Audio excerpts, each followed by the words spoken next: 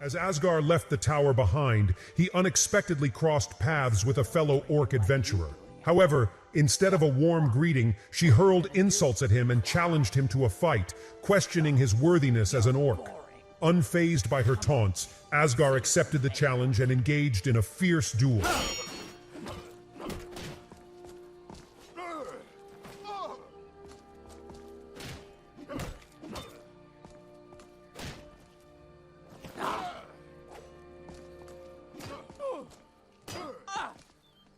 That's your best? Useless. Azgar emerged victorious, proving his mettle to his orc counterpart. Continuing his journey, Azgar arrived in Falkreath, only to come across an enigmatic orc named Durlak. To his dismay, he discovered that Durlak was engaged in the unsavory act of grave robbing, disturbing the resting places of the deceased.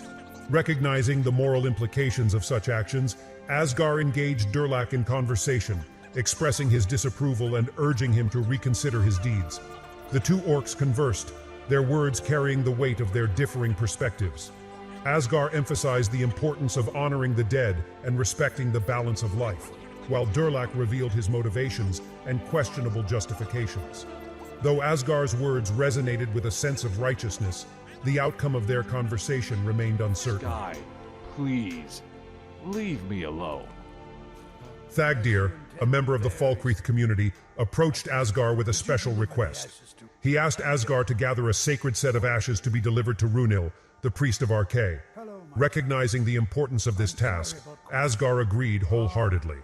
Upon reaching Runil's presence, Azgar presented the ashes with reverence. In turn, Runil expressed his gratitude and opened up about a personal matter. He spoke of a journal from his past, which held great sentimental value, but had been lost. Azgar sought the blessing of Arkay, the deity worshipped by Runil. With the bandit bounty completed, Azgar approached Nenya. Acknowledging Asgar's achievement, rewarded him accordingly. Azgar made his way to Lod to sell the iron ore he had gathered, ensuring a fair transaction for his efforts. With a pouch filled with gold, he continued his business by selling the loot he had acquired from his adventures to various merchants in Falkreath. Satisfied with the earnings, he sought a moment of relaxation at the familiar Dead Man's Drink Inn. However, his peace was abruptly disrupted by the presence of a distinguished-looking nobleman who introduced himself as Lucian Flavius, a renowned scientist and philosopher.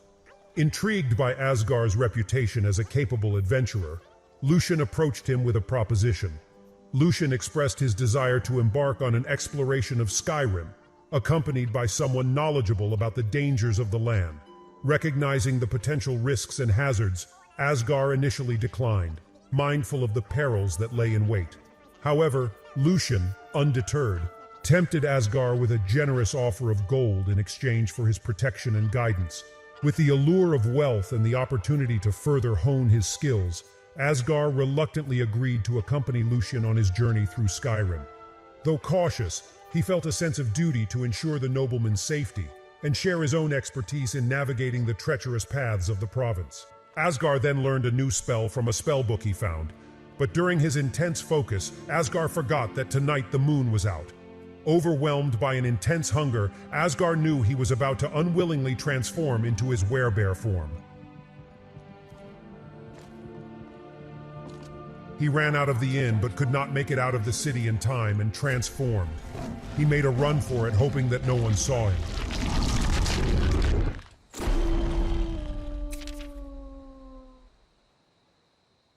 What was that?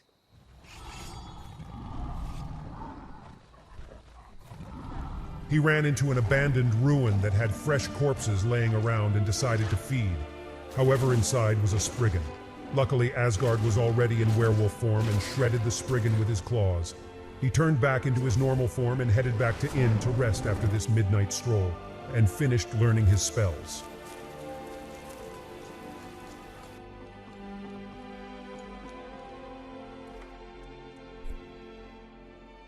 The following day, Asgard dedicated his time to salvaging armor from various sources and crafting new gear to enhance his own capabilities.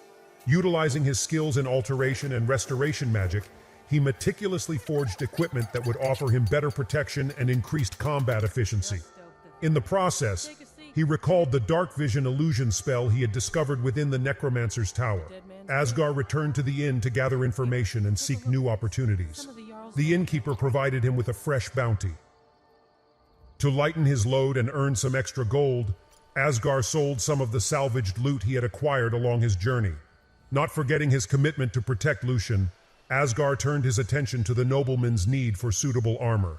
Using his crafting expertise, he dedicated his time and skill to fashioning a custom armor set for Lucien, ensuring his companion's safety and comfort during their travels. Azgar made his way to the alchemy shop called Grave Concoctions, seeking to restock his potion supplies for the journey ahead.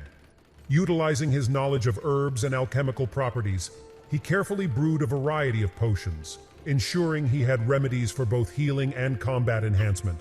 While browsing the shop, Asgar's attention was drawn to an Argonian named Thrice Bitten, who appeared to be in a state of unease. Intrigued, Azgar approached him and inquired about his situation. Thrice Bitten revealed that he was in hiding from the notorious Blackbriar family. Feeling empathy for Thrice Bitten's predicament, Azgar offered his assistance. He agreed to intercept the letter if he encountered the courier and ensure it never reached its destination. Recognizing the importance of secrecy, Azgar assured Thrice Bitten that he would handle the matter discreetly and protect his identity. Leaving Falkreath behind, Azgar ventured forth into the wilderness, only to be ambushed by two skilled archers lying in wait. Drawing upon his combat prowess and quick reflexes, Azgar swiftly dispatched his assailants.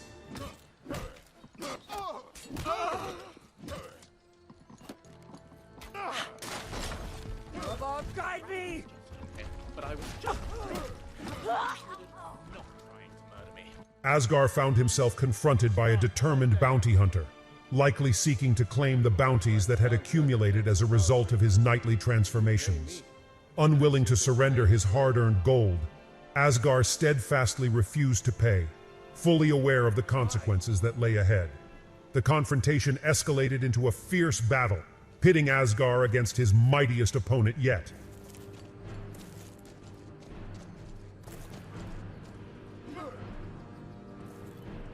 Victory!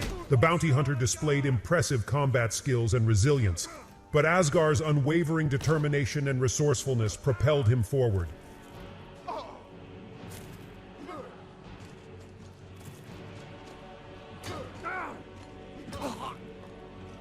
Not the best you can do? Lucky hit.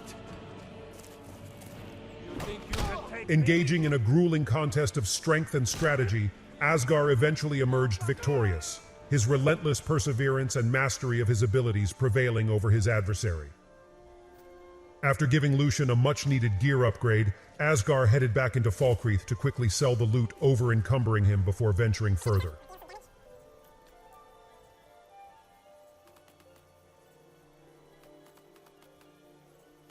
Azgar then made his way to Moss Creek Camp for Balron to find an orcish helmet as proof that the bandit chief was dead. It looked like someone had already gotten to them, and Azgar witnessed the bloody aftermath. I think you're supposed to whistle there. I can't. Azgar retraced his steps, making his way back toward Falkreath, seeking a moment of respite and reflection. Finding a suitable spot near the town, he set up his bedding, allowing himself a well-deserved rest after the arduous battles he had faced.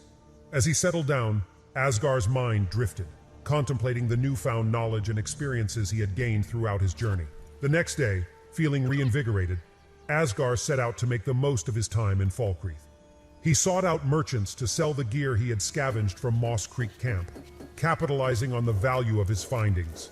With the acquired gold in hand, he turned his attention to honing his smithing skills, utilizing the town's resources to craft items that would not only improve his craftsmanship, but also generate additional income. With each hammer strike and careful molding of materials, Asgar's proficiency in smithing grew, allowing him to create high-quality items that would fetch a fair price. He was not only expanding his knowledge, but also ensuring a steady flow of gold to support his future endeavors. He received an urgent letter, its contents warning of sinister necromancers attempting to raise an army of undead abominations. As he lay in his bedding preparing to rest, Azgar noticed an unusual chill in the air. The temperature dropped, and by morning, Falkreath was blanketed in a layer of pristine white snow. Winter had arrived, its serene beauty contrasting with the ominous threat that loomed. Undeterred by the wintry conditions, Azgar rose from his bed and embarked on his daily endeavors. He perused the notice board, selecting a few jobs. Azgar took the opportunity to sell some of the creations he had crafted during his stay in Falkreath. The townsfolk recognized the quality and craftsmanship of his items, providing him with fair compensation for his work. As the sun cast its pale light over the snowy landscape, Azgar continued his journey into the lands of winter. While journeying along the road, Azgar unexpectedly encountered a malevolent necromancer, accompanied by a helpless hostage. Swift to action, Azgar engaged in a fierce battle, utilizing his formidable skills to defeat the necromancer and liberate the captive from their clutches. What do you need? Azgar arrived in Little Vivek, carrying the orcish helmet he had discovered in Moss Creek Camp. Seeking out Balron, he presented the helmet to the Dunmer. Azgar inquired if Balron knew anything about the warrior who had bravely defeated the bandits. Balron shared the location where Azgar could find this valiant fighter. I do not.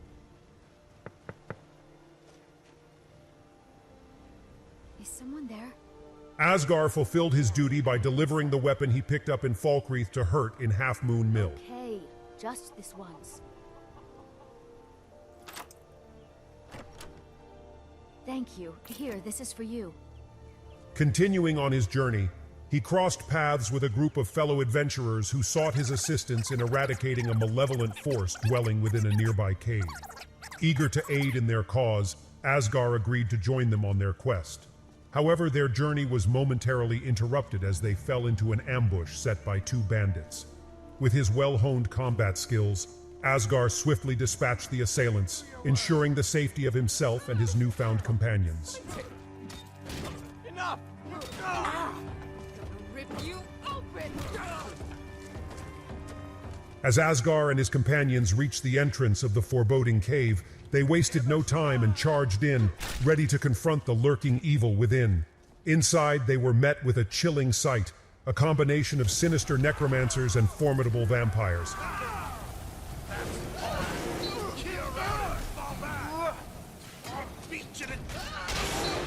The battle that ensued was fierce and unforgiving. Despite their numerical advantage, the vampires proved to be formidable opponents, swiftly incapacitating three of Asgar's companions.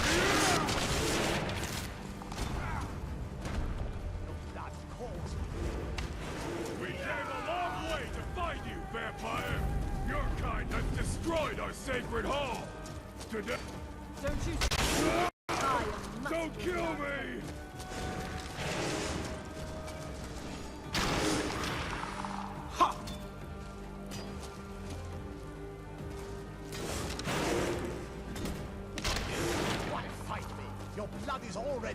Realizing the dire situation, Azgar made a difficult decision and called for a strategic retreat, ensuring the safety of the remaining members of his party.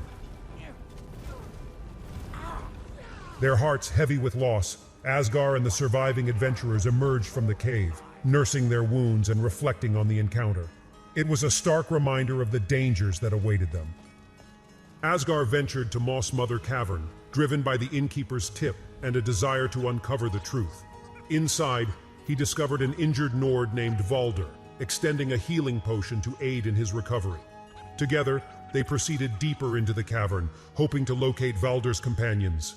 Their hopes were dashed as they encountered the lifeless bodies of Valder's fellow adventurers.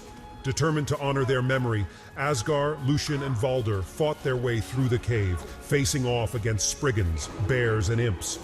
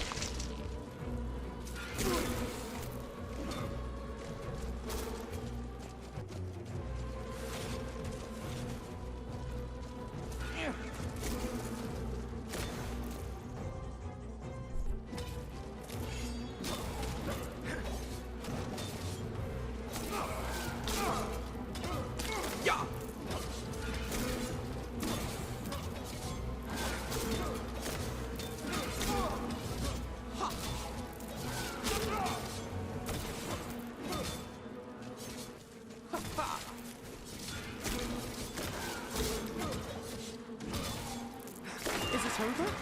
Did we win? Did you hear something? Over here! You can't have... Over here!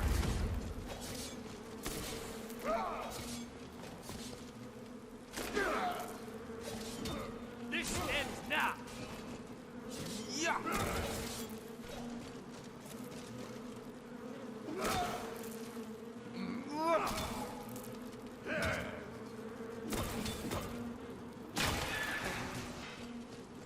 What was that? You can't hide from me.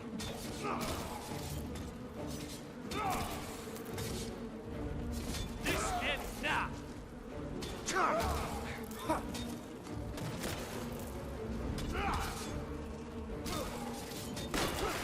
Upon vanquishing the last of the creatures, Valder, filled with gratitude, offered Azgar his dagger as a token of appreciation.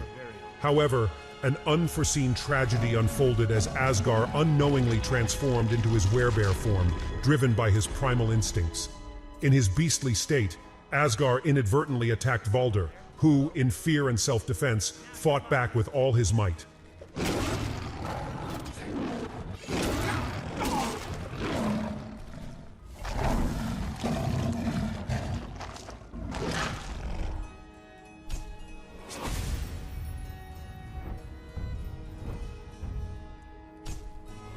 In the wake of this heartbreaking incident, Azgar vowed to carry the weight of Valder's death and seek a way to control his inner beast, ensuring no more friendly lives would be lost at his hands.